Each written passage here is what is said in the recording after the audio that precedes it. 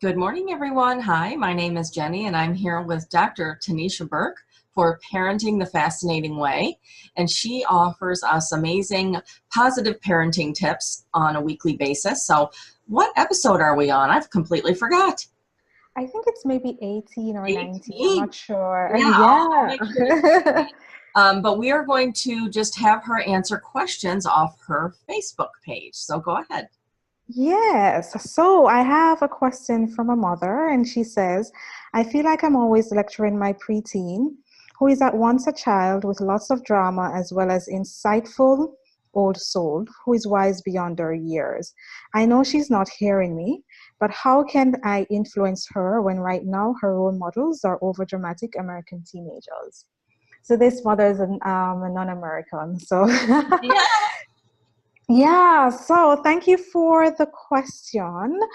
So I have a few tips for mothers who are in a similar situation and also the mother who posed the question. One thing I want you to realize, parents, is that between the ages of 11 and 13, research has actually shown that parent-child conflict increase Hmm. significantly, and that is because the children are going through a developmental change, and it's a change that parents are not quite sure how to handle. They think they need to still parent the same way they did when their children are younger, and the children are thinking that they need some more autonomy or freedom. So what I want you to realize is that this is not unique. It's quite common. There are lots of parents out there just like you who are experiencing the same thing. So how do you adjust? Okay, the first thing is Mhm. you will have to adjust your parenting approach significantly. The approaches that you used when your children were 8 and 9 will no longer be as effective. And that is because children at this age have an increased need for autonomy. This is a time when they're trying to find out who they are, so they're creating their individuality and their personality and so on. And so they want the autonomy, and so they're not going to listen to us as much. Also, importantly, when our children were much younger, the validation came from us, right? They were more into what we are saying now. Because they're branching out and becoming more independent, they now want that validation from their peers. When children start to seek more autonomy, not listening and not listening to us or getting our validation anymore, one of the first things we do, which is a major mistake as parents, is to crack down. We crack down and we think we need to be harder on the children. We need to be more stricter. But what we're doing when we do that is that we're actually pushing them away. What we have to realize is that when our children are younger, we were like what you say, the manager. We were leading. Now, as they enter the teenage years, we have to now become more of like a co-pilot. So you're moving from more like a manager to more of a coach. Mm. If you try to maintain this manager stance, your children are going to rebel and they're not going to listen to you. So the first thing you need to do is change your parenting approach. The second thing you need to do is also change your communication. So now that you're becoming a coach more than a manager, you need to talk less and you need to listen more. Children, or I should say teenagers, will not listen to you, will not take your advice if they feel that they're going to be judged, if they feel that they're going to be criticized, and more importantly, if they feel that they're not going to be understood. So the important thing for you to do is to make sure that you listen a lot more and ask open-ended, curious questions. Don't ask questions that can give you a yes or no response. Ask open-ended questions. So you might see your teenagers more into makeup, and you don't want her to be interested in makeup at the moment. Ask her what are her feelings regarding makeup, why she's so interested in it. Listen more, and you can also share your feelings. So if you have certain value systems, you can say, I understand where you're coming from, and I see that you're becoming very independent and trying to chart your own field. But what you can do is then say, but for this family, I feel that this is our value, this is important to us, and I hope that you will see the merit in it. If you try to push it down your child's throat, then they're going to rebel. Again, there is this innate natural need for autonomy that happens right at this developmental period. Okay?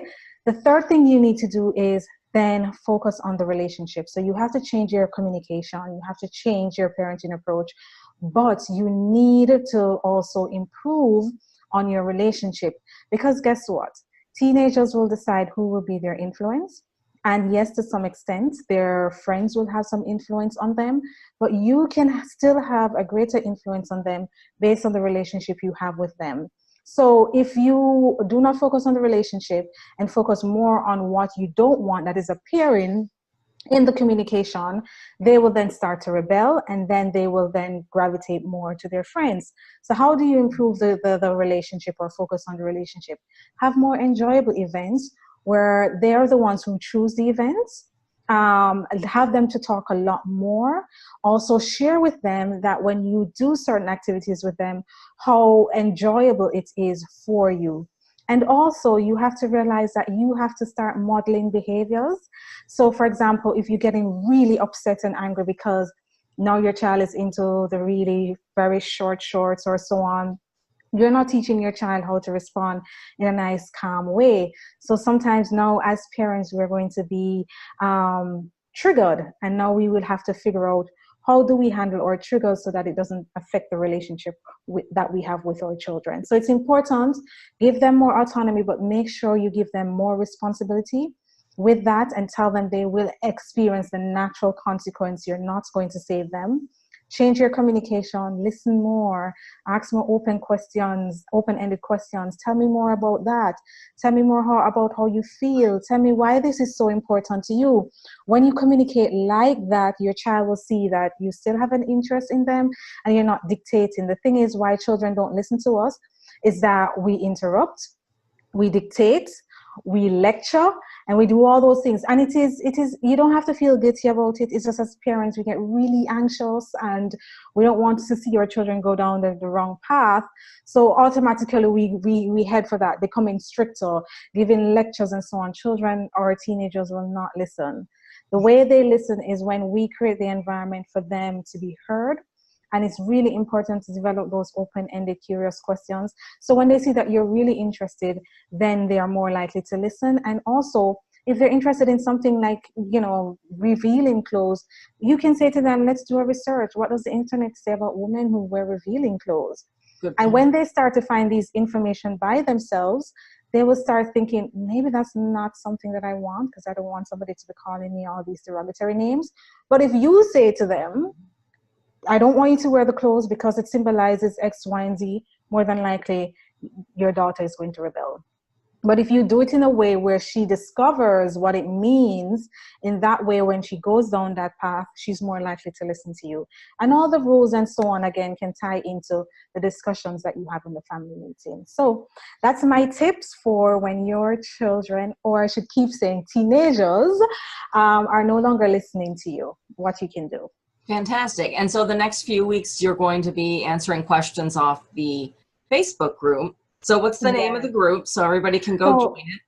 The Facebook group is called Positive Parenting with Dr. T.